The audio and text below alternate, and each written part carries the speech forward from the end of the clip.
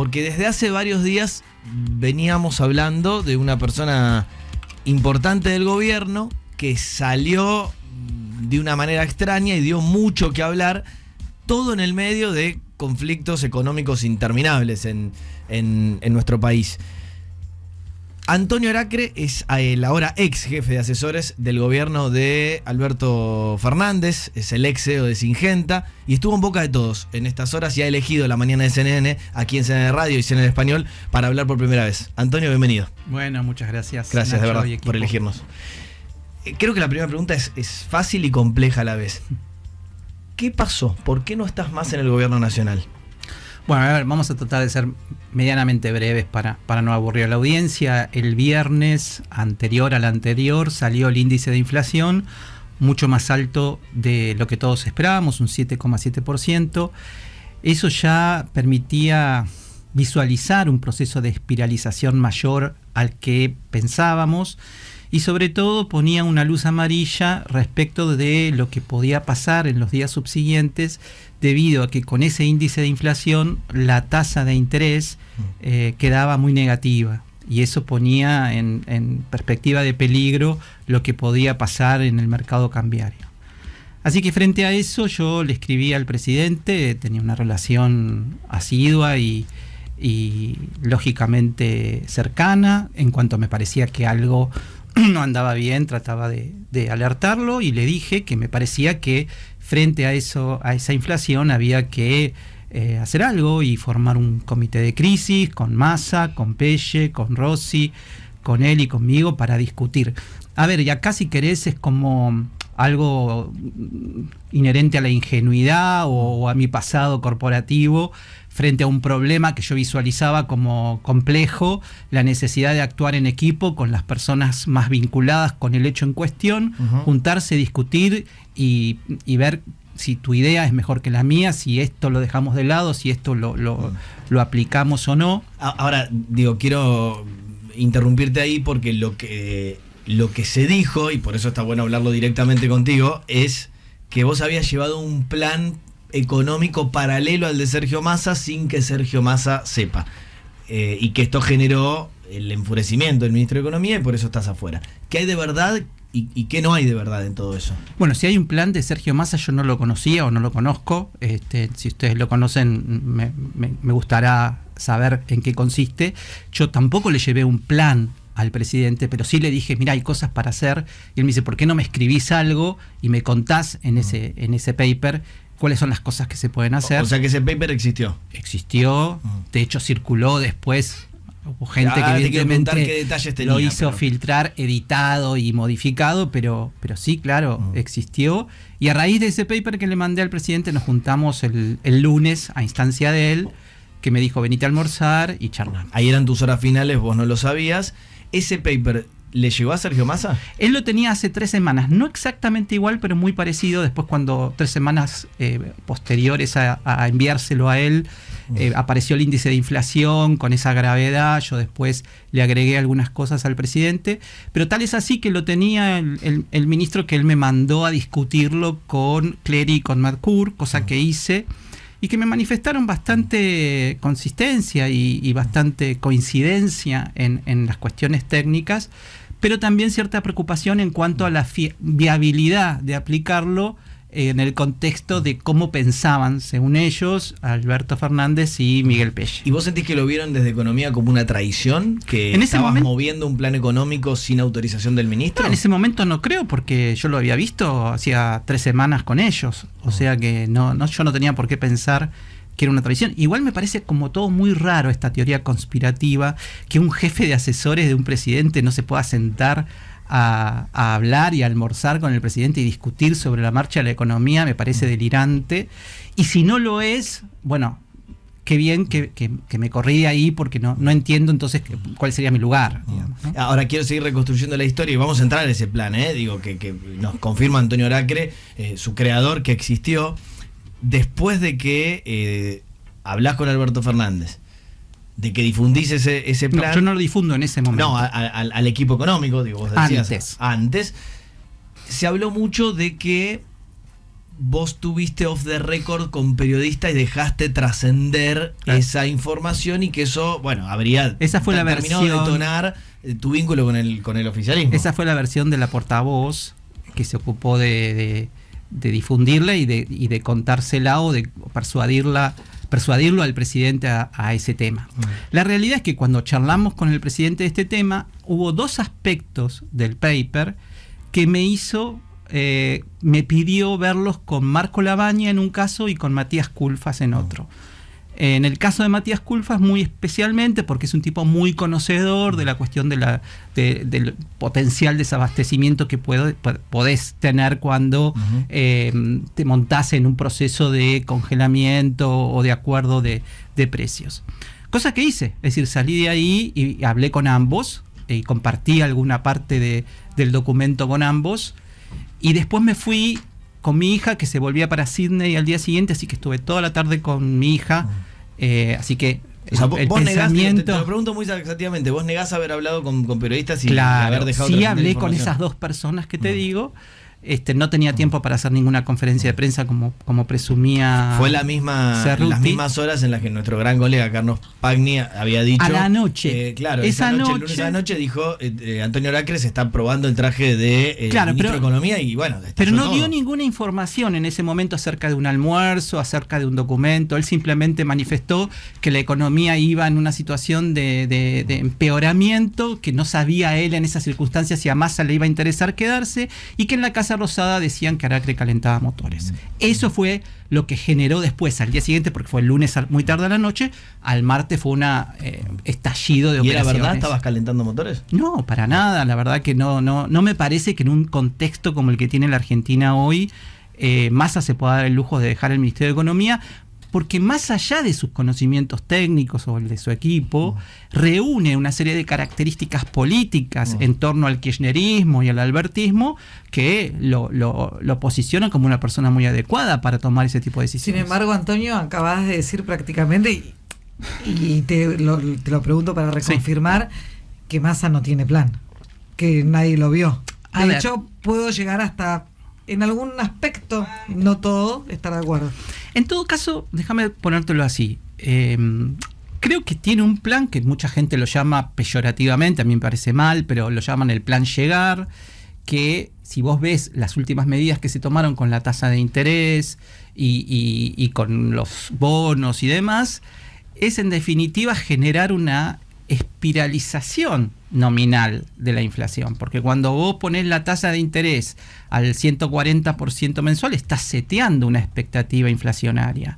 Cuando vos seguís comprando, pagándole a los exportadores de soja a 300 y cobrándole a los importadores de BMW o Mercedes-Benz a 200 sus autos de lujo, también tenés que hacer una emisión enorme de dinero que también setea una expectativa inflacionaria. Lo que vos decís en definitiva es que Massa lo que no tiene es un plan de estabilización, que es lo que vos proponías. Exacto. Mi pregunta sí. es... en ese plan lo que generó muchísima expectativa y lo que se dijo que alimentó la corrida de la semana pasada, además de la salida de Massa eventual, el asunto de la devaluación, la suba de 60% del dólar. ¿Vos sostenés que tiene que haber una corrección del tipo de cambio? No, yo lo que decía en ese documento es que el tipo de cambio oficial tenía un retraso de por lo menos un 30%. Después hubo periodistas en algunos canales de televisión que editaron el documento y cambiaron la cifra del 30 por el 60 maliciosamente. O sea, vos hablabas de una devaluación del 30. Yo no hablé de una devaluación, yo hablé de un retraso. Y dije, quizás sea conveniente corregirlo para achicar la brecha de abajo hacia arriba y de arriba hacia abajo, de las dos puntas. Pero en todo caso... ese párrafo terminaba, yo creo que podemos avanzar en una estabilización precaria sin devaluar. Y la palabra sin devaluar estaba con mayúscula de imprenta. Lo que sí yo decía es que me parecía imperdonable en un gobierno peronista, progresista, que privilegia determinado tipo de electorado, que no podamos hacer nada en los próximos 8 meses para cambiar la ecuación de los precios relativos. ¿Qué quiero decir con esto? Porque lo viene diciendo hace 2 años la vicepresidenta, pero nadie hace nada.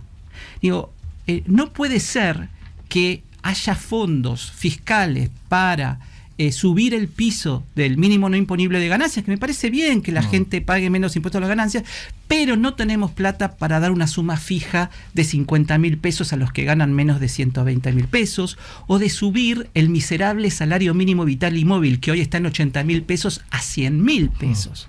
Entonces digo, esas serían decisiones que modificarían los precios relativos de la economía, y que si se las sumás a un congelamiento de precios y salarios adelantando paritarias, modificarías esta cuestión de la puja distributiva tocando intereses. Ahora bien, y con esto termino, para tocar intereses vos tenés que llegar a los lugares de poder con una banderita de independiente, no del club de independientes, sino de la libertad para poder tomar las decisiones, y no tener, como me pasó a mí, nadie que te sostenga desde el estrato del poder, para que lo que vos puedas hacer, lo puedas hacer con absoluta libertad.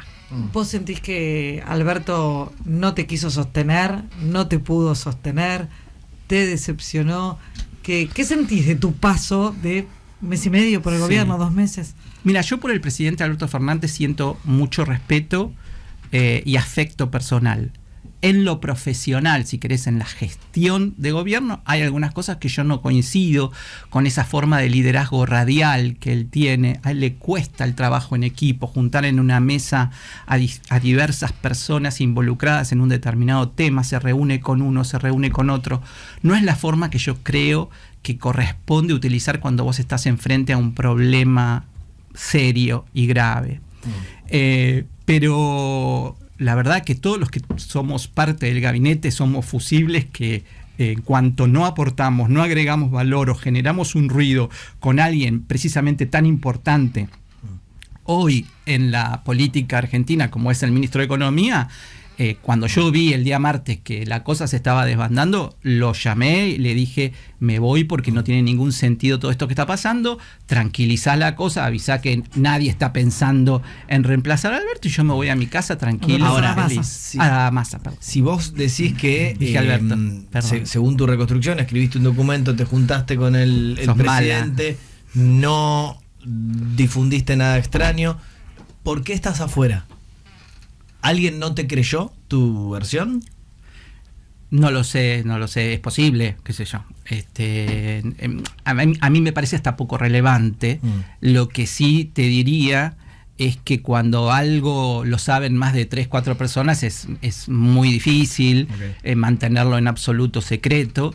Me parece que tiene hasta poco sentido. ¿Cuál es el problema? Fíjate, durante todas estas 2 semanas, ¿no? Se habló de todo esto, pero se habló del documento en sí, de lo que proponía, de si había algo valioso o algo completamente ridículo e inaplicable en ese documento. No se habló. Todo lo que está en ese documento se está discutiendo con el Fondo Monetario en este momento.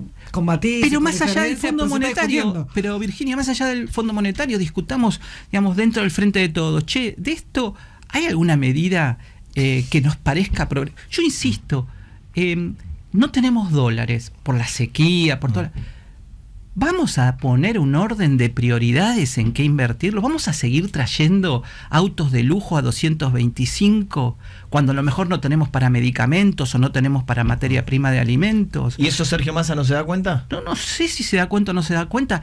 No he tenido la posibilidad de discutirlo con él. Sí lo discutí con algunas personas de su equipo que lo veían como plausible y visible. Con él no he tenido la posibilidad de discutirlo. Te quiero hacer una pregunta con mucho respeto, pero no quiero dejar de hacerla. ¿Sentís que algo de la corrida cambiaria posterior a tu salida del gobierno tuvo que ver con vos? La verdad que no. Pienso que sería extremadamente soberbio y presuntuoso de mi parte arrojarme ese poder, porque la verdad es que significaría que soy mucho más importante de lo que verdaderamente soy. Creo que el problema de la corrida tuvo que ver con esto. El viernes se informó una inflación del 7,7% que nadie esperaba y la tasa de interés era sumamente negativa.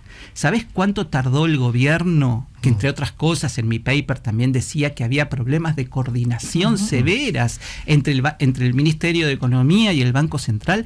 Tardó 10 días en ajustar la tasa de interés en medio de una corrida. Bueno, pero ellos dicen, digo, no era la verdad, digo, el Ministerio de Economía o si querés la Casa Rosada, dicen, esta inestabilidad se dio porque se puso en discusión si Sergio Massa seguía como ministro o no. No sé, yo creo que ellos deberían pensar un poquito más qué hacer con ese 7,7% de inflación y cómo hacer en función de ese 7,7 para hacer que la gente no se vaya al dólar. Y si tardás una semana y pico en cambiar la tasa de interés, es obvio que se te va a desatar una corrida. Te doy vuelta a la pregunta de Nacho. Nacho te preguntaba si sentís que fuiste, digamos, en algún punto responsable. Se entendió la pregunta de la corrida.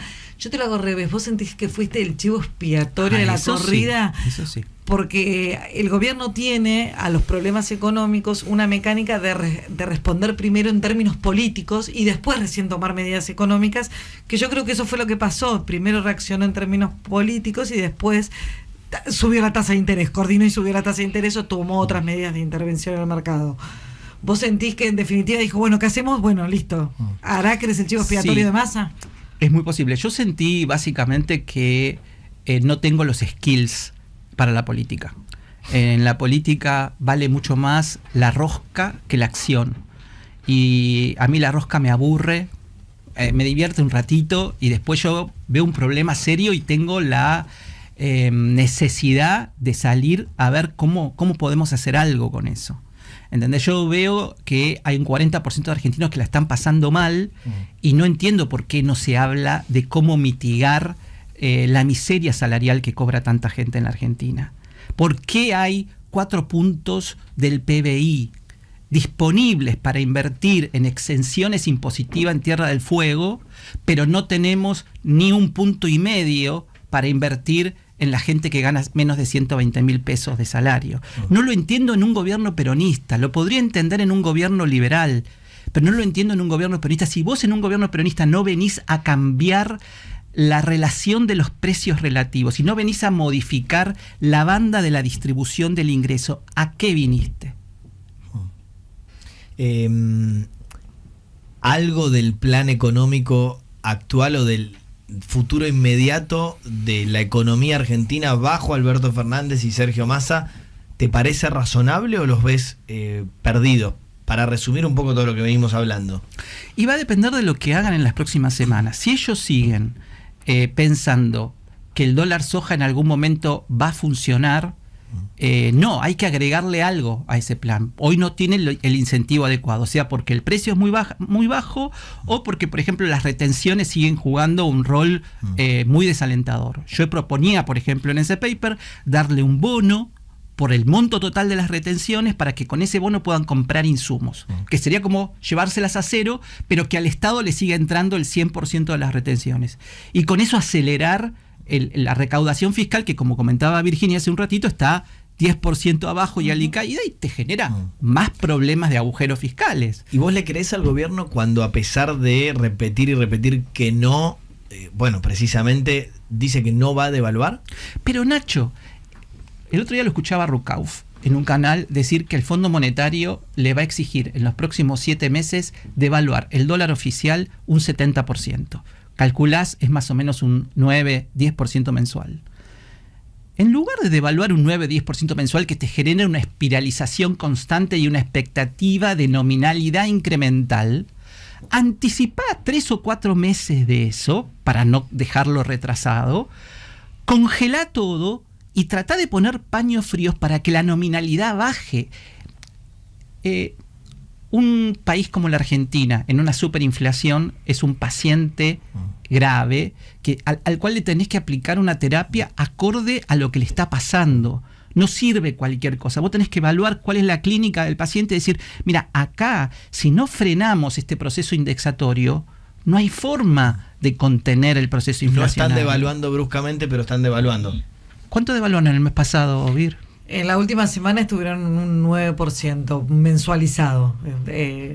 Están acelerando la tasa de devaluación, eso está claro, pero ¿vos ves alguna posibilidad de que efectivamente terminen haciendo esto, pegando un salto de 30% para ajustar y a partir de ahí desinflamar? Yo quiero creer que un partido político con tanta vocación de poder como el peronismo en algún momento va a reaccionar en un proceso de cambio de expectativas y en un proceso de cambio de precios relativos, favoreciendo a su electorado, que es el que peor la pasa, a los asalariados, y digamos, si querés, corriendo un poco el velo de la rentabilidad sobre el sector empresario, que en los últimos 3 años le ha ido muy, pero muy bien. Es Antonio Aracre, el ex jefe de asesores del gobierno nacional en la gestión de Alberto Fernández, que está hablando por primera vez después de su turbulenta salida.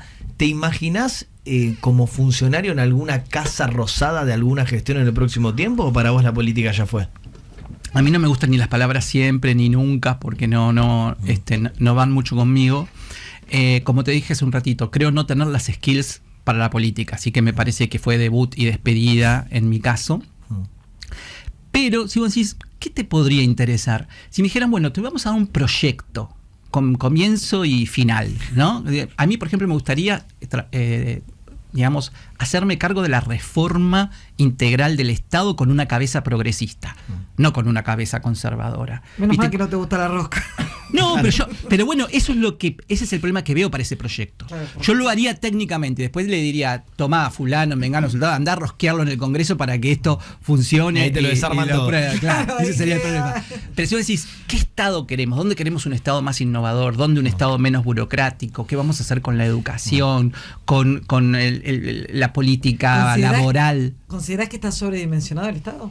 Y en algunas partes sí, en unas partes no. Yo cuando veo lo que le pagamos a los maestros, en quienes depositamos la confianza por la educación de nuestros hijos, o lo que le pagamos a los policías, a los que les pedimos y les exigimos que nos cuiden, digo, no somos serios cuando hablamos de que nos interesa la educación y la seguridad con esos salarios, ¿no? Después nos quejamos porque el narcotráfico toma la justicia, toma la policía.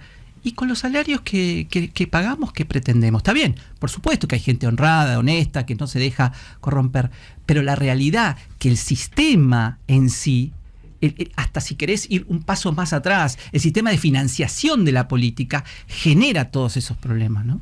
Y esos aumentos de salarios con gasto público que no ha parado de crecer. Y bueno, entonces tendrás que pensar en qué otras partes lo vas a reducir, ¿no? ¿Qué vamos a hacer con los regímenes de privilegio que tantos existen y pululan por ahí? Es justo que el Estado Nacional siga poniendo, porque no es verdad que se autofinancian. Entonces es justo que el Estado siga poniendo. ¿Qué vamos a hacer con las exenciones impositivas de Tierra del Fuego y compañía que cuestan un montón de plata? Empresas públicas, que es algo que la oposición pone tan en boga. Eficientes, ¿no? Y hacer en comparaciones con otras empresas públicas en otros países del mundo que funcionen bien. ¿Cuál es el problema? ¿Esta funciona? ¿Esta no funciona? ¿Es un problema de mercado? ¿Es un problema de gestión? Si es un problema de gestión, se cambia la gestión y se pone otra. No debería ser muy difícil. Lo que pasa es que acá a veces las empresas públicas se lotean políticamente, entonces es más difícil pensar en eficiencia de gestión desde esa óptica. Este programa, CNN, lo escuchan muchos funcionarios y políticos de distintos colores. ¿Por qué no me avisaste antes eso? Bueno, está generando repercusiones tus palabras, que lo estás hablando muy sensatamente, pero alguien me escribe y me dice, qué bien que hable Non, lo digo, siempre digo con respeto, el macho del off. ¿Por qué se enojaron tanto con esto? No, esa fue una frase que primero una persona en una radio y después otras personas en la televisión utilizaron peyorativamente, porque no dijeron macho de love, dijeron machito de love, con carcajadas y sonrisitas, haciendo alusión a si este tipo es gay, cómo puede ser machito a la vez, haciendo todo como un bullying alrededor de eso, que imagínate, yo con 59 años ya tengo algún recorrido de bullying en mi vida y lo tengo como hiperidentificado bastante de antemano. Entonces, nada, yo la verdad que toda mi vida hablé en on. Ustedes me conocen, no soy nuevo en los medios, nunca le digo que no a nadie en una nota. Me he llevado algún momento desagradable, porque me acuerdo cuando recién empecé que dije, tenemos 10 millones de argentinos en la informalidad. Y no puede ser que no sigamos discutiendo qué vamos a hacer para incorporarlos. Y si es necesario flexibilizar la ley laboral para las pymes, hagámoslo. Y bueno, y ahí salió Pablo Moyano a matarme y se la agarró con mi culo y todo lo demás. Perdonen que diga una palabra así, pero casualmente siempre hay algo ahí con el cual se agarran. Y bueno, entonces después me retaron, no tenés que hablar de esas cosas, ¿viste? Después tampoco podía hablar del tema de los bonos de los jubilados, y fue el segundo moco que me compré. Y sentí que te tenían como agarrado. En algunas cosas sí, en algunas cosas sí, ¿viste? Yo no estaba de acuerdo con eso.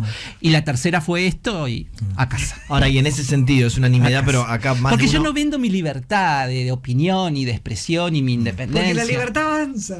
No sé si avanza, pero para mí es lo que me permitió, me permitió llegar vivo y feliz con lo que es poco que soy, digamos. Es una nimiedad, pero lo preguntan por Twitter, yo me debo a mi público. ¿Es verdad que se bloquearon con Gabriela Cerruti por WhatsApp?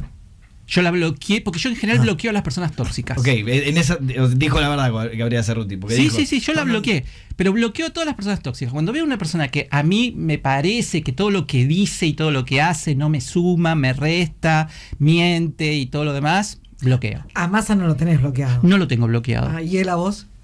Supongo que tampoco, porque, viste, cuando te aparece Se llevaban bien al principio. Mira, antes de que yo asuma, teníamos vínculo, incluso habíamos, por ejemplo, el dólar soja 1, yo tuve mucho que ver con eso. Me pareció una buena idea en un momento donde se necesitaban juntar reservas.